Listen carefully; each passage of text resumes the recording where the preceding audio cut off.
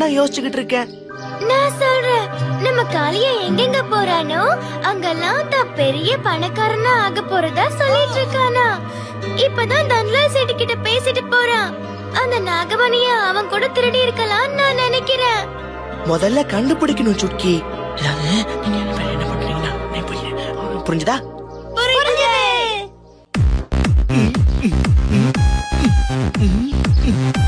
காளியா காளியா என்ன காளியாக்கு? ரொம்ப நாளாவே எங்களுக்கு ஒரு யோசனை காளியா. இனிமே நான் உங்க ஃப்ரெண்ட் ஆயிடலாம்னு முடிவு பண்ணிட்டோம். என்ன திடீர்னு ஏமால உங்களுக்கு ஃப்ரெண்ட்ஷிப் வச்சுக்கணும்னு? உங்களுக்கு பீம் தானேப்பா பெரிய ஹீரோ. கரெக்ட் தான், பீமுக்கு நாங்க ஃப்ரெண்டா தான் இருந்தோம். ஆனா இப்ப இந்த டோலக் போர் முழுக்க உன்னை பத்தி தான் ஓஹோன்னு புகழ்றாங்க. நீ பெரிய பலசாலின்னு பாராட்டுறாங்க. என்னது? என்ன சொன்ன? ஆமா, ராஜு சொல்றது கரெக்ட் தான். அது மட்டும் இல்ல காளியா, நீ கூடிய சீக்கிரம் பெரிய பணக்காரனா ஆக போறேன்னு சொல்றாங்க.